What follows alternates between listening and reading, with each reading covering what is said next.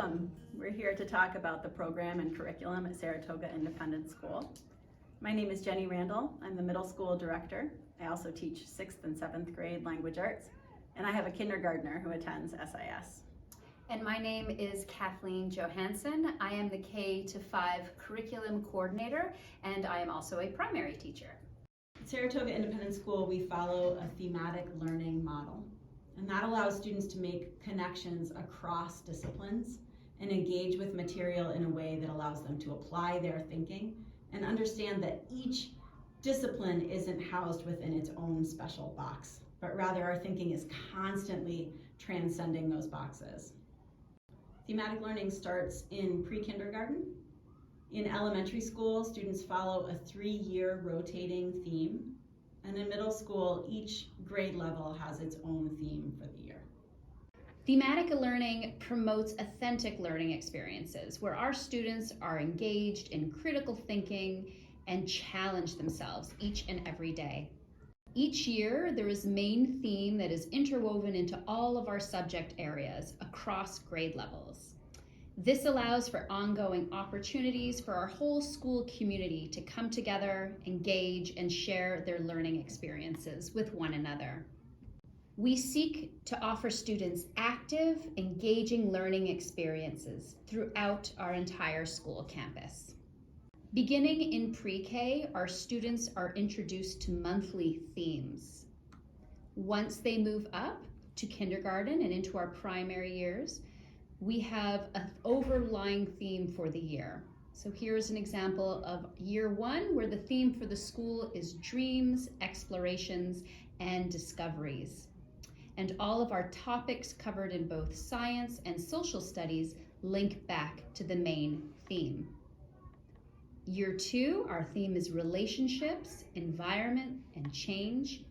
And finally, year 3 is bridges to people, places, and times.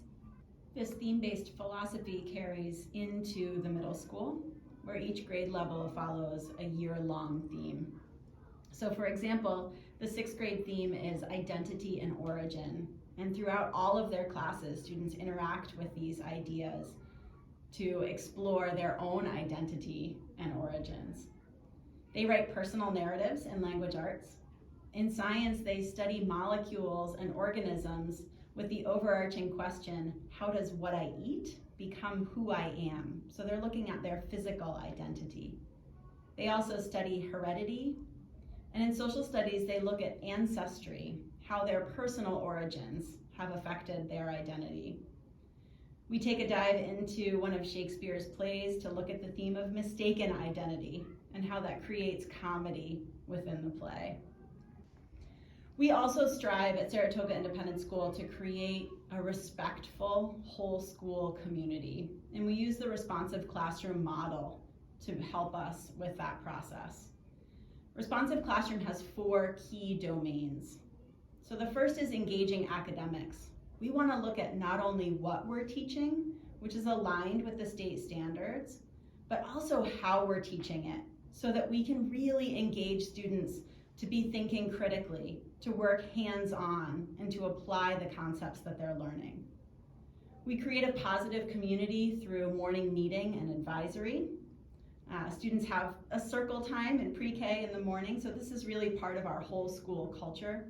And students can tackle both academic preparedness and social and emotional skills. Responsive classroom also guides classroom management. We make sure that we are creating a space where students feel safe to take risks, but they're also met with consequences if they don't meet the expectations that we've created together. The final domain of the responsive classroom method is developmentally responsive teaching. So we want to make sure that we meet each student where they are. So for in middle school, that might look like making sure that these growing bodies that are hungry all the time still have a chance to have a snack each day and still have a chance to get outside and move through recess every afternoon. Some of the ideas that we might tackle in a morning meeting or an advisory period is looking at respect and what it looks, sounds, and feels like within our community. These posters are on the wall as a reminder for students to use every day and for teachers to refer to. Here at SIS, we follow the Columbia Teachers College Reading and Writing Workshop program. This begins in kindergarten and continues through primary, intermediate, and upper. Here is an example of reading and writing workshop in action within our classrooms. A typical lesson would begin with circle time, where the teacher introduces a mini lesson of the topic that will be covered for the day. Students are encouraged to read and write with partners, sometimes one-on-one, sometimes in small groups. We celebrate writing with writing celebrations and group reflection time at the end of each workshop. Teachers working within a small classroom have time with each student one-on-one to confer with them on their writing and their reading. The reading and writing workshop model continues into middle school, but in middle school, reading and writing are more integrated than they are at the elementary level. We start with a pre-assessment where we gather the information on what students know. Students work to draft usually multiple stories. So for example, if they're in a personal narrative unit, they might draft multiple small true stories from their lives. And then they spend time revising their work.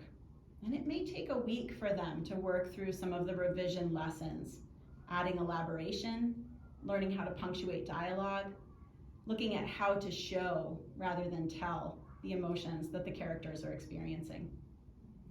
Students receive targeted instruction on how to edit their work. They might learn about different kinds of pronoun use or how to maintain consistency with their verb tenses. Finally, students publish the work that they're proud of. They share it with peers or maybe add it to a website or publish it in an online blog. The unit ends with a post-assessment in which we gather how much information students have learned as writers, and they show their new level of mastery in that skill or genre.